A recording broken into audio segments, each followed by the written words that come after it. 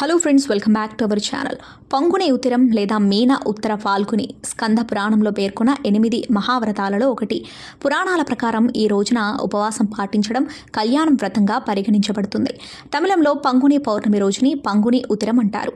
ప్రధానంగా ఈ రోజును తమిళులు చాలా ఆనందంగా జరుపుకుంటూ ఉంటారు. పంగుని మాసం హిందూ క్యాలెండర్లోని ఫాల్గుణ లేదా చైత్ర మాసం సమయంలోనే వస్తుంది. సాధారణంగా ఈ పండుగను మార్చి చివరిలో జరుపుకుంటారు.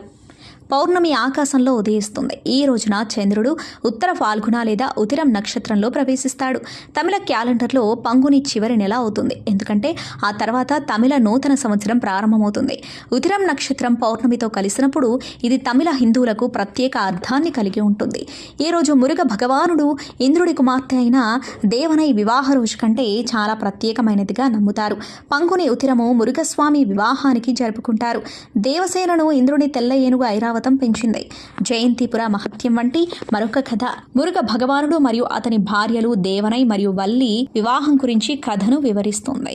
దేవనై మరియు వల్లి అనే సోదరీమణులు మురుగను వివాహం చేసుకోవాలని నిర్ణయించుకున్నారు. వారు అమృతవల్లి మరియు సుందరవల్లి అనే సోదరీమణులుగా పెరిగారు. తర్వాత వారు దేవసేన వల్లిగా పునర్జన్మ పొందారు. ఆ తర్వాత వారు ఇద్దరు వేరువేరు వ్యక్తులచే దత్తత తీసుకున్నారు. ఒకరి నుండి ఒకరు విడిపోయారు. ఇక కుమార్తెను ఇంద్రుడు దత్తత తీసుకోగా మరొకరిని గిరిజన రాజు పెంచారు. మురుగుడు రాక్షసులను సంహరించినప్పుడు అతను తన కుమార్తె దేవనైని వివాహం చేసుకున్న ఇంద్రుణ్ణి ఉరితీయడానికి జన్మించాడు.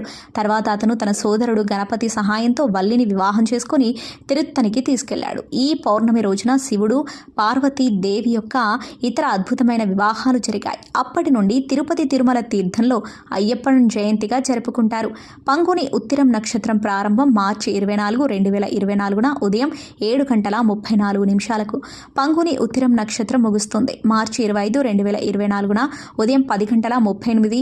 పంగుని ఉత్తిరం అనేది జీవితంలో సంబంధాల యొక్క ప్రాముఖ్యతను మనకు బోధించే రోజు. సంబంధాలు లేకుండా స్థిరమైన కుటుంబ జీవితం అసాధ్యం. ఇది పిల్లలు మరియు తరువాతి తరం పెరగడానికి అవసరం. స్త్రీ మరియు పురుషుడు వివాహానికి సంబంధించిన పవిత్ర బంధంతో ముడిపడి సంతానం వృద్ధికి గృహస్థాపన చేయడం భగవంతుని సూచనగా పరిగణించబడుతుంది. చూశారు కదా ఫ్రెండ్స్, ఇది వాటి వీడియో. మా వీడియో మీకు నచ్చినట్టయితే లైక్ చేయండి, షేర్ చేయండి. మరిన్ని వీడియోస్ కోసం మా ఛానల్ని తప్పకుండా సబ్స్క్రైబ్ చేసుకోండి. Thank you for watching.